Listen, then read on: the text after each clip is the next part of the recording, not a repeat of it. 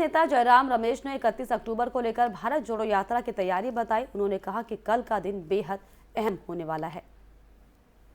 It is very rare in human history that the birth anniversary of somebody great is also the death anniversary of somebody great. Very rare.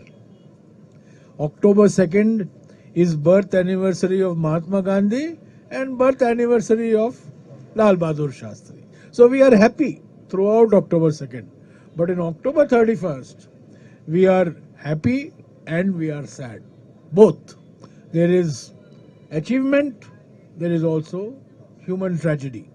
But tomorrow morning, all Bharat Yatris will be offering floral tributes to Sardar Patel, who created modern Indian geography,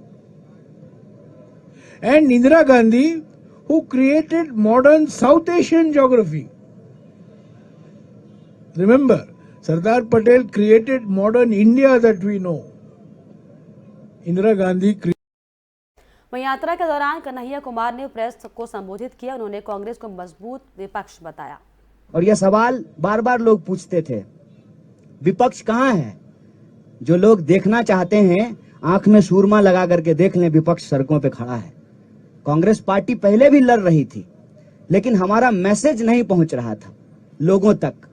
तो party ने यह तय किया कि हम लोगों तक पहुंचेंगे सीधे, बिना किसी सोशल मीडिया या मीडिया के वो रहे, उनका समर्थन जितना मिलना है वो मिले, लेकिन हम सीधे लोगों तक पहुंचेंगे। जैसे महात्मा गांधी सीधे लोगों तक पहुंचते थे, आज राहुल जी सीधे लोगों तक पहुंचने की कोशिश कर रहे हैं। एक तो ये सवाल आज कोई भी ईमानदारी से समझ सकता है कि कांग्रेस पार्टी एक मजबूत विपक्ष की भूमिका सड़कों पे निभा रही है, और सिर्फ कांग्रेस पार्टी निभा रही है। कई बार यह कंफ्यूजन क्रिएट किया जाता है, यहाँ तेलंगाना में भी यह कंफ्यूजन है कि बीजेपी से कौन लड़ेगा। अव्वल तो बीजेपी से लड़ने का क्या मतलब है? अगर बीजेपी से लड़ने का मतलब उसकी ही विचारधारा पे चलना है तो फिर वो कोई लड़ाई नहीं है। उसको कहते हैं हमारे यहाँ कि सूडो बॉक्सिंग हो रहा है। दिन में बॉक्सिंग करेंगे, मीडिया स्टूडियो में बैठ करके बॉक्सिंग करेंगे और शाम में पैग लड़ाएंगे। तुम तुम्हारा, हम हमारा, इधर का बैग उधर, उधर का बैग इधर। ये कोई लड़ाई नहीं है, विचारधारात्मक लड़ाई होती है। और इस देश में यह विचारधारात्मक लड़ाई है गोडसे और गांधी के बीच में।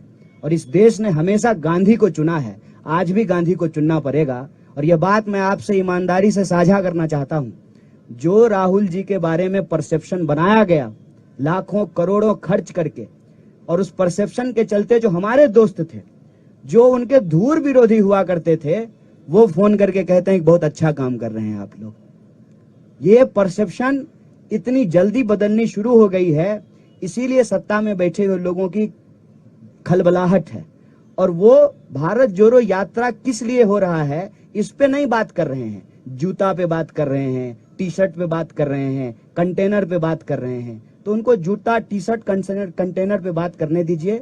हम आपसे ये कहना चाहते हैं कि जब आज हमारी भारत यात्रा पांचवें राज्य में पहुंची है, 1300 से ज्यादा किलोमीटर जब हम चल चुके हैं, हजारों लाखों करोड़ों आंखों और चेहरों को जब हम पढ़ रहे हैं, तो एक बात हम आपको कह सकते हैं विश्वास के साथ, उदयपुर राजस्थान में जब कांग्रेस पार्टी के नेताओं ने, जिसको हम कहते हैं उदयपुर डिक्लेरेशन, ये निर्णय लिया कि हम भारत जोड़ो यात्रा करेंगे, तब वो निर्णय कांग्रेस पार्टी के नेताओं का निर्णय था।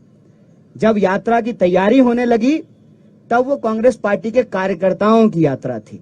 आज जब हम 5वें राज्य में आपके सामने बैठ करके बोल रहे हैं, आत्मविश्वास से बात कहते हैं कि ये यात्रा कांग्रेस पार्टी के नेताओं, कार्यकर्ताओं से आगे बढ़ करके आज के डेट में ये यात्रा देश की यात्रा बन चुकी है, देश के लोगों की यात्रा बन चुकी है, उनके उम्मीदों की यात्रा बन चुकी है। और इस यात्रा का उद्देश्य राजनीतिक, सामाजिक, सांस्कृतिक, आर्थिक तमाम उद्देश्य इसमें एक साथ निहित है कि यह देश जिस तरह से जमीन से जुड़ा हुआ है, जमीन से भी हमारा देश इकट्ठा रहे। इस यात्रा का उद्देश्य है। आप सब लोग आए, हमको सुने, हमारे जो है नेताओं को आप सुन रहे हैं, उनको कवर कर रहे हैं। इसके लिए एक बार फिर से प्रेस के सभी साथियों को बहुत बहुत धन्यवाद, बहुत शुक्रिया।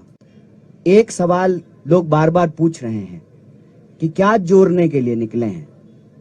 हमारे पास फेविकॉल नहीं है, और जो है हम फेविक्विक भी लेकर के नहीं चल रहे हैं। भारत जोड़ो यात्रा का जो मैसेजिंग है, उसमें सबसे पहले ये सवाल खुद से पूछना पड़ेगा कि आपको आपकी कोई ऐसी चीज है जो टूटी है।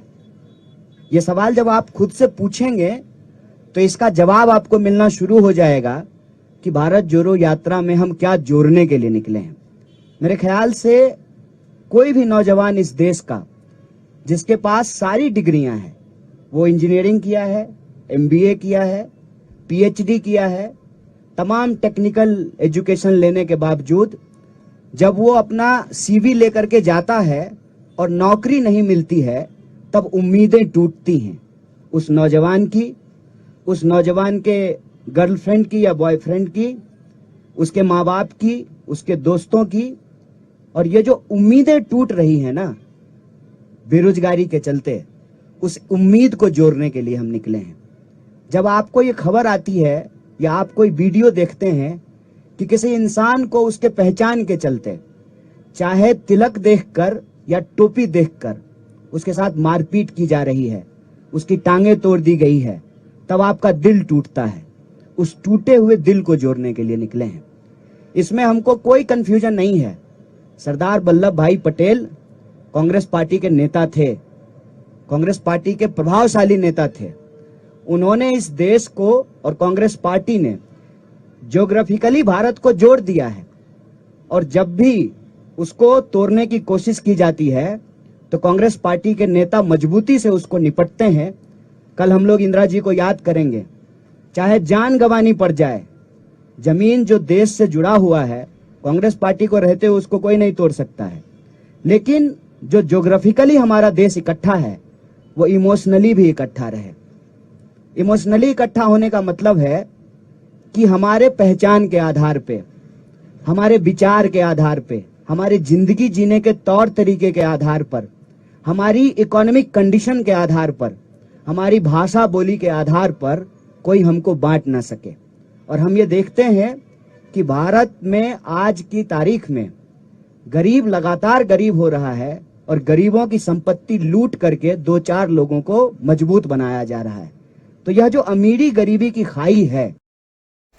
गुजरात और हिमाचल विधानसभा चुनाव के नजदीक आते ही सियासत काफी गरमाई हुई है। वहीं लगातार सुर्खियों में रहने वाली एक्ट्रेस कंगना रनौत का एक बड़ा बयान सामने आया।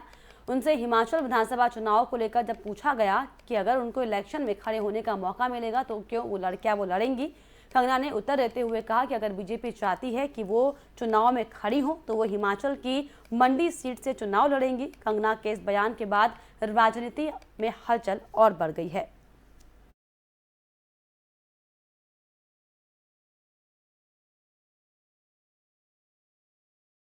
और इसी के साथ इस खास बुलेटिन में फिलहाल इतना ही। देश और दुनिया की तमाम खबरों के लिए आप देखते रहिए FM न्यूज़। नमस्कार।